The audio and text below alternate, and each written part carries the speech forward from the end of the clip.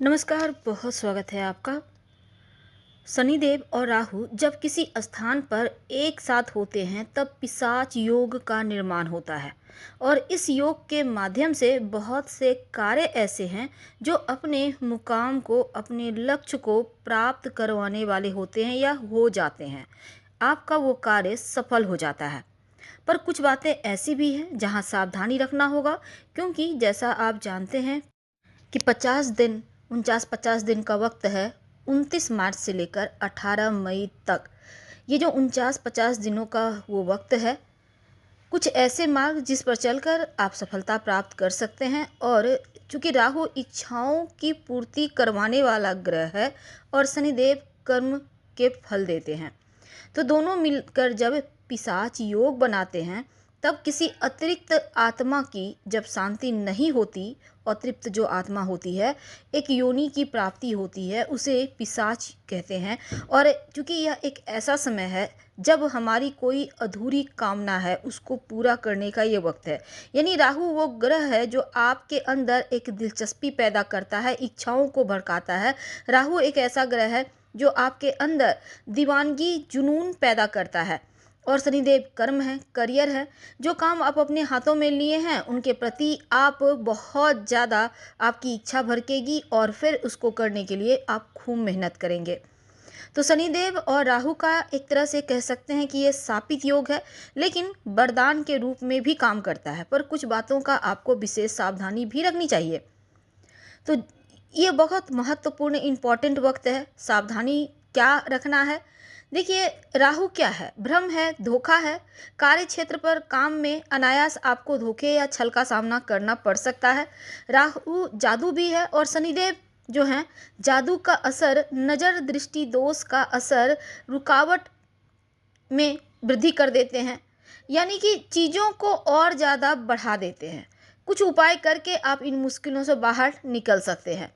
हालांकि 29 मार्च की आधी रात जब शनिदेव कुंभ राशि को छोड़कर मीन राशि में आएंगे, यानी आपके अष्टम भाव में प्रवेश करेंगे, आपके ऊपर ढैया भी लग जाएगी। अब यहाँ पर राहु पहले से करीब 15 महीने से चल रहे हैं और राहु का महापरिवर्तन में बस कुछ ही दिन शेष हैं। 18 मई तक रहेंगे, इसके बाद वो कुंभ राशि में चले आएंगे। तो इन दोनों का जो संबंध बनेगा, चूंकि शनिदेव को और राहु दोनों ही पापी ग्रह की श्रेणी में आते हैं और दोनों ग्रह मिलकर जिस योग का निर्माण करते हैं वो पिशाच योग है। यानी जो कमी है ये तो आपने जाना, अब जानते हैं इनका शुभ प्रभाव आपको कैसे प्राप्त होगा।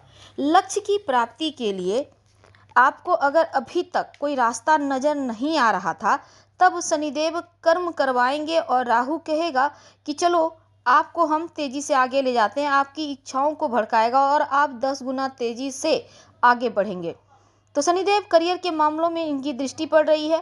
अब राहु भी साथ देंगे तो शनिदेव और राहु कोई अधूरा काम, अधूरी इच्छा को पूरी करवाएंगे।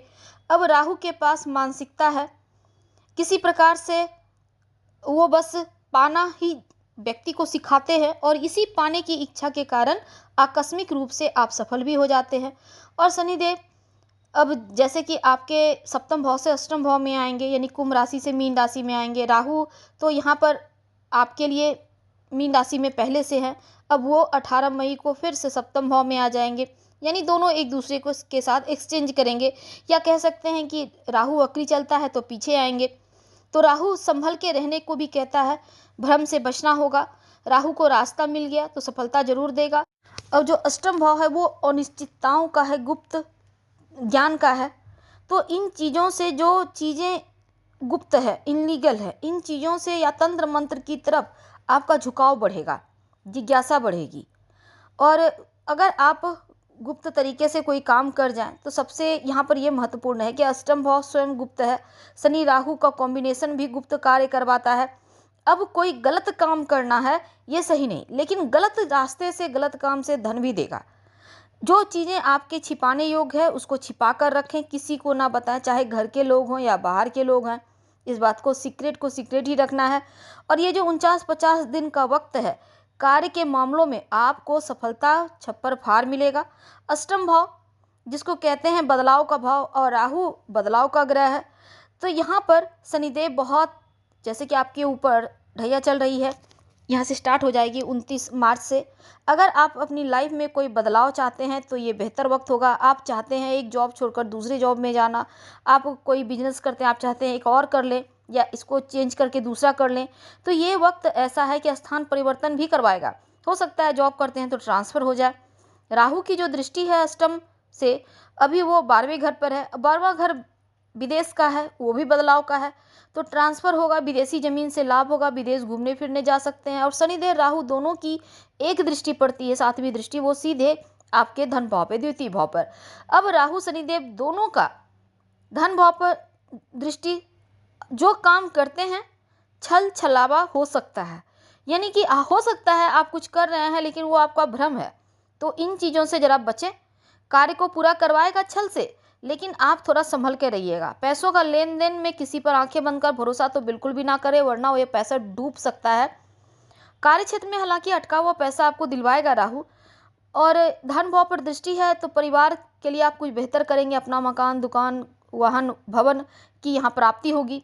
शनिदेव की जो दृष्टि है पंचम भाव पर, संतान के लिए कोई बेहतर काम हो सकता है। बच्चों की शिक्षा के लिए, बच्चों के यहाँ पर अंदर टैलेंट भरेगा। बच्चों को लेकर जो आपकी मुश्किलें थी वो समाप्त होगी। लक्ष्य को प्राप्त करना है, इस आधार पर आप बड़े बड़े डिसीजन ले पाएंगे। और एक और चीज़ है कि कोई भी डिसीजन लेने के पहले 2 बार जरूर सोचें। तैस में आकर कोई भी फैसला लेने से बचिएगा। जिस कार्य में आप आगे बढ़ेंगे, निर्णय लेने की क्षमता आपकी बेहतर होगी, लेकिन कभी कभी ये चीज़ों को बिगाड़ भी देगी। इसलिए राहु के अंदर चूंकि भय है, भ्रम है, अनायास मन में कुछ भ्रम आ जाएगा। आप एकदम काम आपका पूरा होने पर है और मन में भय भ्रम हो गया, आप कार्य को छोड़ दिए, सही समय पर सही डिसीजन नहीं ले पाए, तब गड़बड़ होगा। इसलिए अनायास मन में जो भ्रम की स्थिति है, इनसिक्योरिटी है, उनसे बचिए। और राहु और शनि से भयभीत नहीं होकर आपको थोड़ा पॉजिटिव सोच के साथ, अपनों का साथ लेकर, बड़ों की सलाह से आगे बढ़ें। आप शनि राहु के इस योग का एक और शुभ परिणाम ये होगा कि लक्ष्य की प्राप्ति करवाता है। बस मन में भय भ्रम मत रखिएगा। आपके अंदर कार्य क्षेत्र में आप आगे बढ़ते दिखेंगे, आपके अंदर वो जुनून आएगा। राहु कहता है रुकना नहीं है, लगातार चलना है। शनिदेव कहते हैं कर्म करते रहो और इसका फल मिलेगा। अष्टम भाव जीवन में बदलाव का होता है, रुकावटों का होता है, और जीवन में कोई नया परिवर्तन कायम भी कर पाते हैं। तो इन दोनों का कॉम्बिनेशन जो है, आप कुछ उपाय जरूर कीजिएगा। जैसे कि आप एक राहु का मतलब दुर्गंध होता है, तो घर में कहीं से कोई दुर्गंध ना आए, इसलिए स्वच्छ बनाए रखें और सुगंधित चीज़ को आप घर में लाइए। साथ ही अपने टॉयलेट में नमक एक कांच की कटोरी में ज़रूर रखिए, हर महीने चेंज कीजिएगा। और हमेशा खुद को अपडेट बनाए रखें, साफ सुथरा सलीके से रहें। शनिवार के दिन निर्धन व्यक्ति को छाया दान करें तो अनुकूल रहेगा।